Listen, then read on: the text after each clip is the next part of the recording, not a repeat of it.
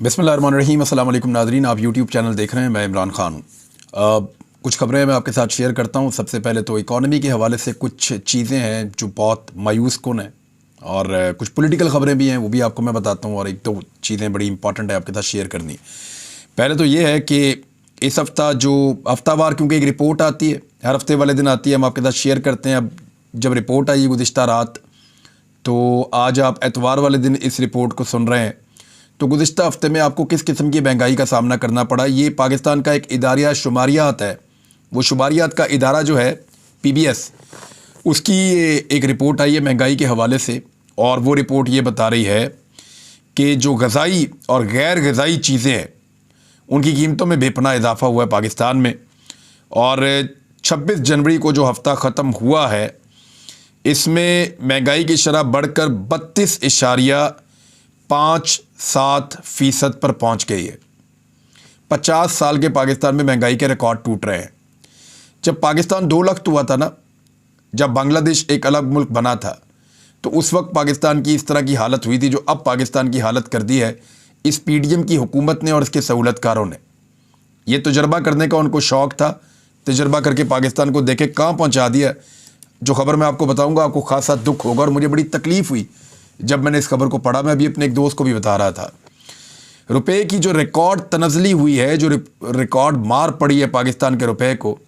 अफ़गानिस्तान का जो एक अफ़गानी है, यानी हमने अफ़गानिस्तान को पनाह दी, हम उन्हें बार बार ये कहते हैं कि हमने आपके लिए ये किया, हमने आपके लिए वो किया। वो अफ़गानी ये कहते हैं कि आपकी वजह से हम जंग में धकेले गए। उनका ये मानना है कि पाकिस्तान की वजह से ये ख़ित्ता हमेशा से जंग में धकेला गया है। हालांकि पाकिस्तान के अपने मसाइल थे, अफ़गानिस्तान के अपने मसाइल थे, अमेरिका के और यूरोप के अपने मसाइल थे, रशिया की और अमेरिका की एक लड़ाई थी, और अफ़गानिस्तान इन दो मुल्कों के बीच में एक मैदान जंग बना रहा। उसमें पाकिस्तान ने बाज़ औक़ात गलत पॉलिसीज़ के ज़रिए से पैसा कमाने के लिए भी गैरों की जंग में कूदने की कोशिश की। पैसा तो कमाया, लेकिन पाकिस्तान का बेड़ा गर्क कर दिया। क्लाशनकोफ कल्चर पाकिस्तान में आ गया। पाकिस्तान के अंदर जो है वो दहशतगर्दी की एक अजीब व गरीब फ़ज़ा पैदा हो गई। फिर पाकिस्तान ने दहशतगर्दी के ख़िलाफ़ एक लंबी जंग लड़ी। लगभग हमने 80,000 लाशें अपने कंधों पर उठाई हैं। बिलियंस ऑफ डॉलर्स का पाकिस्तान ने नुकसान किया है। तो ये पाकिस्तान की पॉलिसियों का पाकिस्तान ने खुमियाजा भुगता है, और अब भी ऐसा लगता है कि पाकिस्तान उन्हीं पॉलिसीज़ की तरफ दोबारा बढ़ रहा है। बहरहाल, जो अफ़गानिस्तान पूरी तरह से तबाह है, वो अफ़गानिस्तान जहाँ पे एक ऐसी हुकूमत है जिसको दुनिया तस्लीम नहीं करती। वो अफ़गानिस्तान जहाँ पे तालिबान जो 20 साल तक एक जंग में रहे, उन्होंने अभी 1 साल पहले हुकूमत बनाई है, 1-1.5 साल हुआ है। और हुकूमत बनाने के बाद वो जो तालिबान है, उनके पल्ले क्या है? दुनिया का कोई मुल्क उन्हें तस्लीम नहीं करता, कोई उनके साथ ट्रेड नहीं करता, कोई उनके साथ कारोबार नहीं करता। पाकिस्तान से बहुत बुरे हालात में वो मुल्क होना चाहिए, लेकिन आप हैरान हो जाएंगे कि उसके भी हालात आज पाकिस्तान से बेहतर हैं। कैसे? ये देखें, रुपए की जो गिरावट है, उसके बाद रुपया वहाँ पहुँच गया कि अब पाकिस्तानी रुपए की कीमत एक अफ़गानी के मुकाबले में, अफ़गानिस्तान के रुपए को अफ़गानी कहते हैं, उसके मुकाबले में क्या है मैं आपको बताता हूँ। यानी ₹2.83 पाकिस्तानी हों, ₹2.75 से भी ज़्यादा, ₹2.83।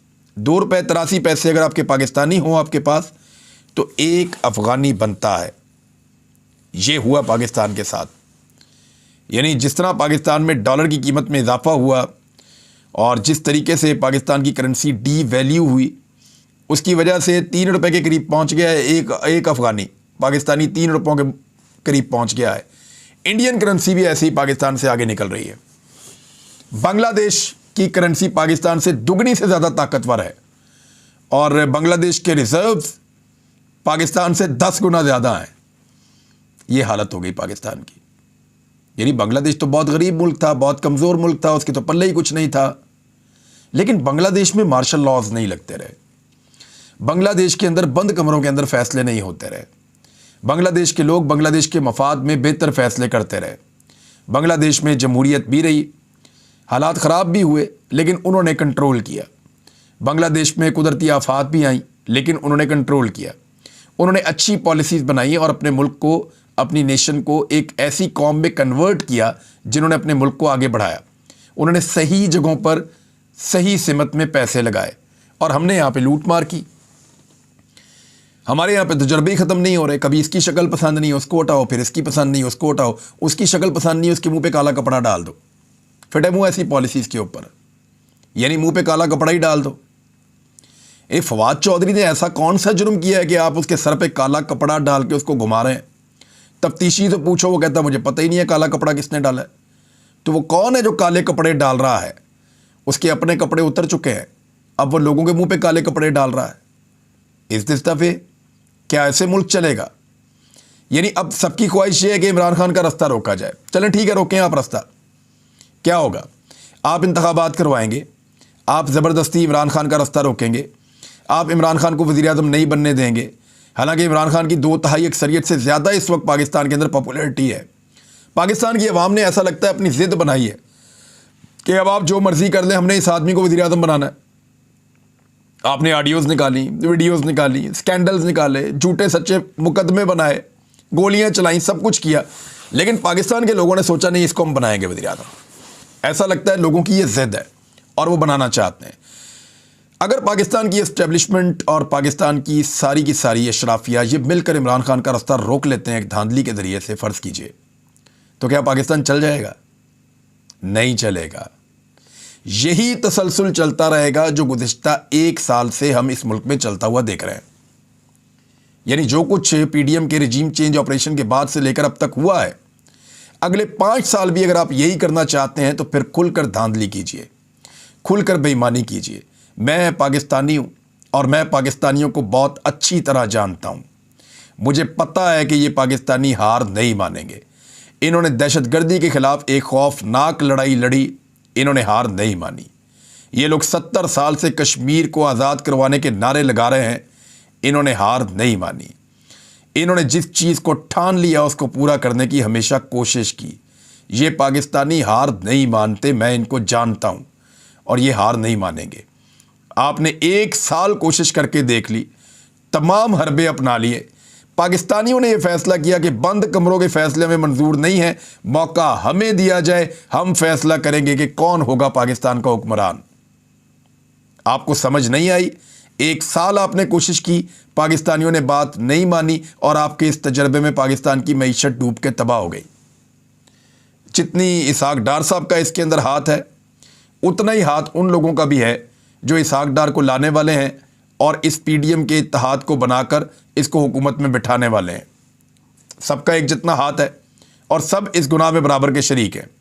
आपको अगर यकीन नहीं आ रहा तो आप एक नया तजुर्बा करके देखिए और फिर आप देखिए कि अगले 5 साल तक आप पाकिस्तानियों के वोट के हक का मजाक उड़ाइए। देखिएगा पाकिस्तानी हार नहीं मानेंगे और आपको सरेंडर करना पड़ेगा पाकिस्तानियों के सामने, क्योंकि पाकिस्तान के सामने किसी की कोई औकात नहीं है। किसी का कितना भी बड़ा उदारा हो, किसी का कितना भी बड़ा रैंक हो, पाकिस्तान के सामने कुछ भी नहीं है। पाकिस्तान के सामने कोई औकात और कोई वक़्त नहीं है किसी बड़े से बड़े ओहदेदार की, और पाकिस्तानी अपनी बात मनवाना जानते हैं। तो ये पाकिस्तानी रुपए की जो दुर्गत बनाई है इन तजर्बात ने, ये मैंने आपके सामने रख ली है, इसको आप देख लीजिए। आपको ड्रोन फुटेजेज आ रही हैं मरीम नवाज़ के जलसे की, बहुत ही मायूस कुन है और बहुत सारे कारकुनों में बहुत मायूसी है।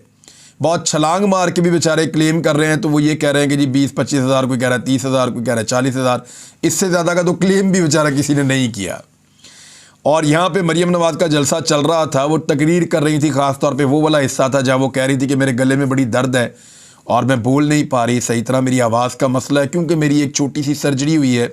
फिर उन्होंने कहा कि जो मेरी सर्जरी है वो डॉक्टरों ने कहा कि अब बाल बची हैं, यानी गले की छोटी सी सर्जरी है और फिर बाल बची हैं। मुझे वो बात समझ नहीं आ रही, अल्लाह ताला उनको सेहत अता फरमाए। लेकिन वो इतना पैसा लगाकर, मीडिया को इतना पैसा खिलाकर, मीडिया को इतने सारे इश्तिहारात देकर, सारे मीडिया चैनल्स की DSNGs बुलवाकर, ड्रोन कैमरास भी मना करवाए गए, सारे बंदोबस्त कर लिए, लेकिन सोशल मीडिया को कैसे कंट्रोल करते? सिर्फ एक नौजवान ने सारा ही भांडा फोड़ दिया। वो बैक साइड से दाखिल हुआ जब मरीम तकरीर कर रही थी और मरीम के स्टेज तक जाकर उसने दिखा दिया कि जनाब ये बंदे खड़े हैं। बल्कि वो ये दिखाता रहा कि ज़्यादातर बंदे वापस जा रहे हैं।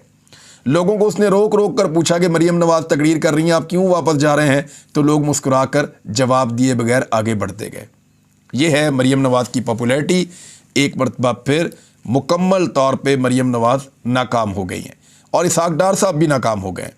मिसाल के तौर पे ये मोहम्मद ज़ुबैर साहब का स्टेटमेंट आप सुनिए। 3 लोग हैं जो ज़्यादा इकॉनमी को जानते हैं PMLN में। सरताज अजीज़ साहब भी हुआ करते थे, लेकिन इसहाक डार हैं, मिफ्ता इस्माइल हैं और मोहम्मद ज़ुबैर हैं। तो मोहम्मद ज़ुबैर साहब ये कह रहे हैं, साबिक गवर्नर सिंध हैं PMLN के, उन्होंने कहा इसहाक डार की कारकर्दगी से मुस्लिम लीग नून मुतमईन नहीं है और उन्होंने कहा इस वक्त माशी इशारिये ख़राब है। वो ये समझते हैं कि जो फ़ैसले आज हुए हैं वो पहले होने चाहिए थे। उन्होंने कहा कि रुपए की कदर में कमी IMF की शर्त थी, मईशत से मुताल्लिक ये फ़ैसले पहले कर दिए जाते। उनका कहना है कि इंतखाबात तो होने हैं, 2 माह बाद हों या 6 माह बाद। CCI में फ़ैसला हुआ था कि इंतखाबात नई मरदमशुमारी पर होंगे। CPI 35% होने के चांसेस हैं। यानी ये जो महंगाई मैंने अभी आपको बताया कि 32% से ज़्यादा है, उन्होंने कहा जी कि 35% तक, यानी पाकिस्तान बनने से अब तक के सारे रिकॉर्ड इन्होंने तोड़ देने हैं। इस तरह की इन्होंने महंगाई इस मुल्क के अंदर लेकर आनी है। अभी पेट्रोल मज़ीद महंगा करना पड़ेगा इन्हें, उसके बाद इनको गैस महंगी करनी है मज़ीद। बिल जब आएंगे तो आपको पता चलेगा कि आप जितना बिल अदा करते थे उससे दुगना आ गया है। उसके बाद बिजली की कीमतों में इजाफा करना है। फिर IMF ने नई शराइत रख दी हैं, ज़रा वो भी आप सुन लीजिए ताकि आपको आइडिया हो जाए। IMF ने जो नई शराइत रखी हैं बड़ी खौफनाक है। मैंने आपको बताया था कि इससे पहले 200 अरब रुपए के नए टैक्सेस हुकूमत ने लगाने का फ़ैसला किया है फरवरी में। अब उसके अलावा एक नई खबर आई है। खबर जो है वो मैं आपको ARY उर्दू से पढ़ के बता देता हूँ, क्योंकि उनका क्रेडिट है ये खबर, और बहुत सारी जगहों पे भी है ये। IMF ने 600 अरब रुपए के नए टैक्स लगाने का मुतालबा किया है। 600 अरब रुपए के नए टैक्स, ये कौन देगा? ये आप देंगे पाकिस्तानियों, आप देंगे, मैं दूंगा, हमारी तरह के आम लोग देंगे। पाकिस्तान की मिडिल क्लास के ऊपर ये बोझ पड़ेगा। 600 अरब रुपए के नए टैक्स उन्होंने हदफ दिया पाकिस्तान को और मुतालबा कर दिया है। और IMF पाकिस्तान के लिए मज़ीद मुश्किलात पैदा कर सकता है। 31 तारीख से मुज़ाकरात शुरू हो रहे हैं और पाकिस्तान को 2230 अरब रुपए के इजाफ़ी अखराजात कंट्रोल करना पड़ेंगे। ना सिर्फ 600 अरब रुपए के इजाफ़ी टैक्स लगाने हैं, 200 अरब के पहले, 600 अरब के ये, और 2230 अरब रुपए के इजाफ़ी अखराजात भी कंट्रोल करने हैं।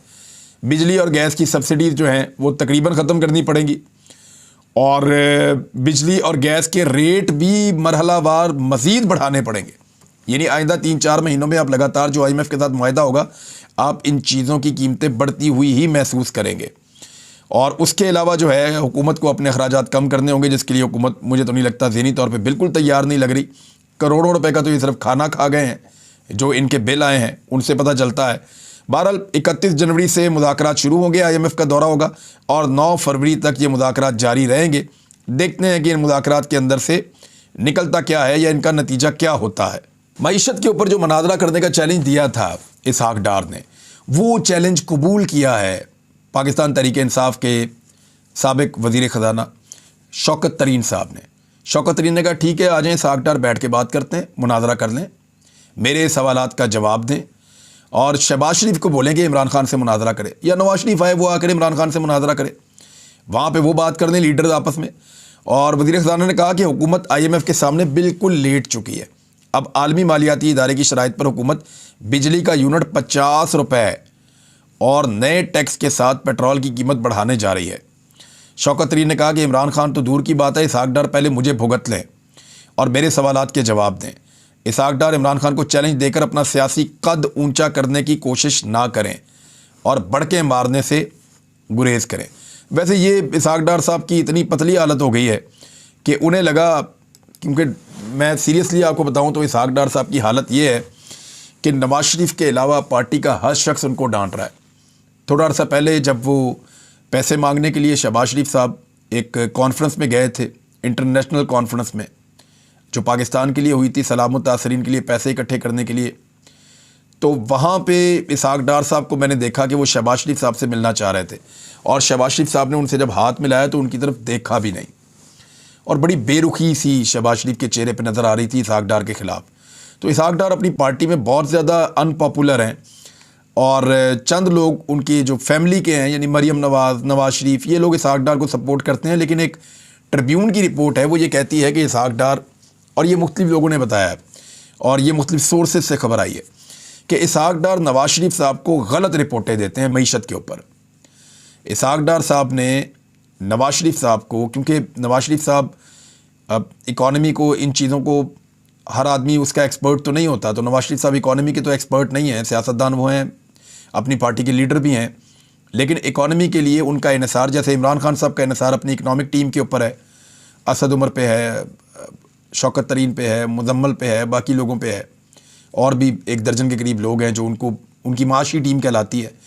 इसी तरह नवाज शरीफ साहब का जो इन्हिसार है वो भी चंद लोगों पे है, जिनमें इसहाक डार सर फहरिस्त हैं। अब मीडिया रिपोर्ट्स में ये आ रहा है कि इसहाक डार साहब नवाज शरीफ साहब को गलत रिपोर्टें देते रहे हैं और हालात ज़्यादा बेहतर बताते रहे हैं, और अब भी उनको आसरा दे रहे हैं कि चीज़ें ठीक हो जाएंगी सिर्फ IMF से पैसे मिलने से। तो IMF से पैसे मिलने से चीज़ें ठीक नहीं होंगी नाज़रीन।